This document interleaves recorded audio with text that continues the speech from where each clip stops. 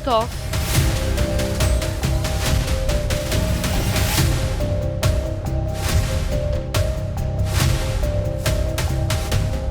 to crash. The pilots of Air India 171 had only 49 seconds to react. What happened in the last 1 minute remains a mystery to be solved.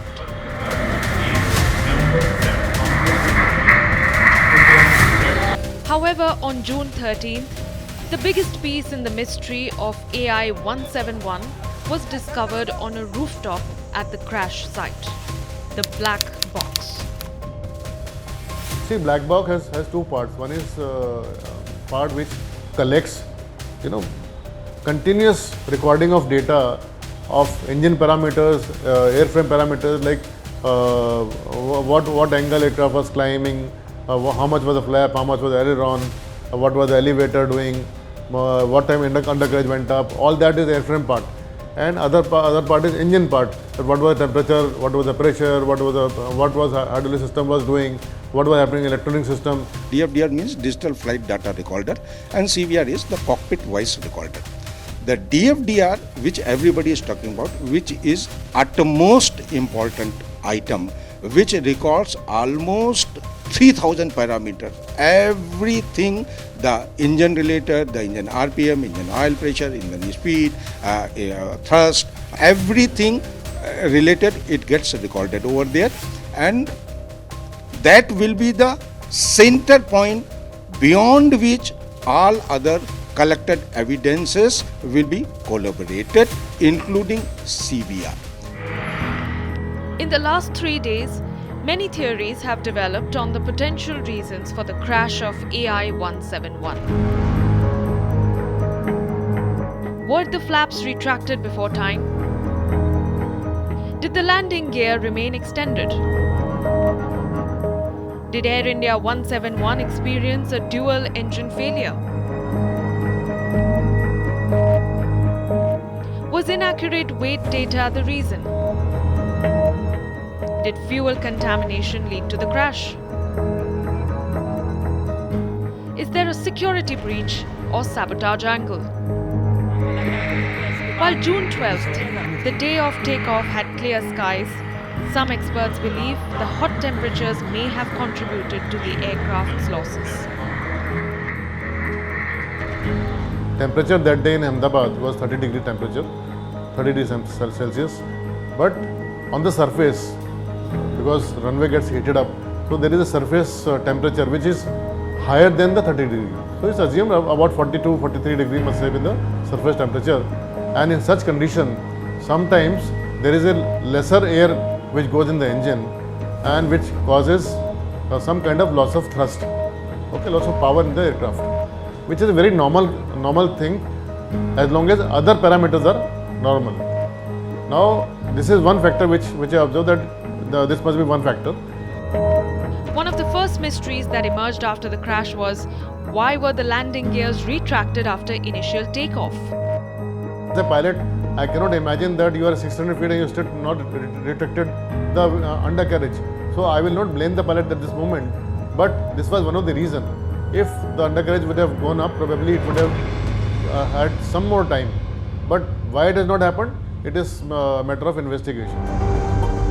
Some people even mentioned that there could be an issue in the full authority digital engine control system or electronic system of the flight. Some visual evidence points to a potential deployment of the ram air turbine used as an alternative to generate power during emergencies for system hydraulics and electrical systems. There are two engines. Both engines are independently controlled by a technical item known as FADEC. FADEC is full authority digital engine control. Without detailed investigation, I also can give my hypothetical thought process that there could be a technical failure on this FADEC system, mind it, on both the engine. So, since it is electronic governor which is being operated by various electronic signals, a wrong signal might have got generated. With the flight data recorder part of the black box recovered within 28 hours of the crash, the Aircraft Accident Investigation Bureau has set things into motion for analysis of the crucial data from the flight, with sources indicating foreign investigators from France and US also likely to join the probe. Boeing would like to find a corner where they can say no, everything was fine. And if these people are, influenced, they can always give analysis which can hide their, shortcoming or shortages. So unless it is challenged by equally competent people from our country, they will try to say no, there was nothing wrong in the engine. The missing cockpit voice recorder is also a big key in this mystery. One of the early inputs on the AI-171 crash was the pilot's Mayday Call.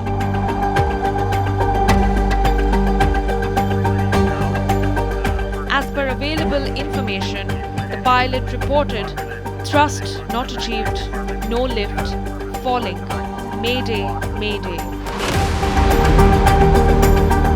Mayday. Mayday!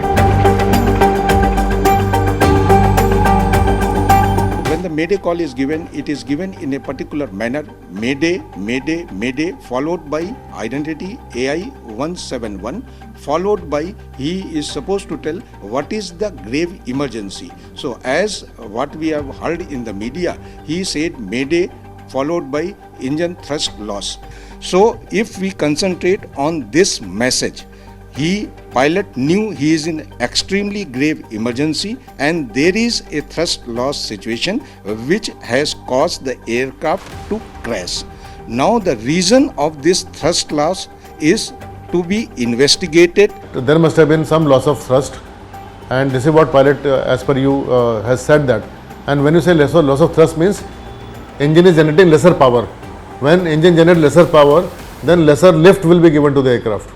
Okay, when lesser lift is given to the aircraft starts sinking, and this is what probably the pilot has said. Another important clue for the investigators is the fact that the Air India plane reportedly used the airport's entire 3.5-kilometer runway, far more than what's typically needed. Questions are being asked on potential mechanical failures that could explain the dual-engine failure theory. In the angle where the aircraft landed or the crashed, it has crashed in the takeoff attitude. Normally, when the loss of lift or loss of power is there, natural reaction of any pilot is to level out the aircraft or put the nose down so that some speed build up and you have little more time available, little more speed available to control the aircraft. But aircraft has crashed in the takeoff attitude, which indicates to me that there must have been some kind of malfunction in the control system that the pilot could not even level out the aircraft. With the element of a bird strike conclusively ruled out, experts are now also challenging the flaps theory. If flaps were not properly set, aircraft would not have taken off. More than that, if the aircraft is not in the takeoff configuration, there is a audio warning which comes, computer generated audio warning which says that flaps are not properly selected. And you see the visual takeoff is very clean. So I seriously doubt if there was a problem with the flaps. Questions are being raised on the DGCA and Air India over their flight maintenance and safety concerns. Did you get any information from the AI? Ma'am, You are from the AI India team. What all information you have? wrong. Ma'am. One minute. What all you have got? You have been called by the AI. Called by the AIB, which is doing the investigation. What all information did you get? The families of Ahmedabad plane crash are looking for answers. Air India is dodging the questions. Wanted to know, is Air India accountable for this? Look, it's our aircraft, it's our crew. We need to make sure the investigation is well supported. But first and foremost, we want to look after the people that have been affected by this incident. One last question. There were multiple show cause notices given. Why were they ignored? I don't believe this is the appropriate time to talk about things that are unrelated to this incident. You would at least have information about the Turkish technique. Do you have contract with Turkish technique? As I said before, this is not the time to talk about that. We're focused very much on the people that have been affected by this incident. Just yes or no. Mr. Wilson, please say yes or no. All hopes now rest on the black box, which will connect the dots and reveal the mystery of the flight that couldn't land.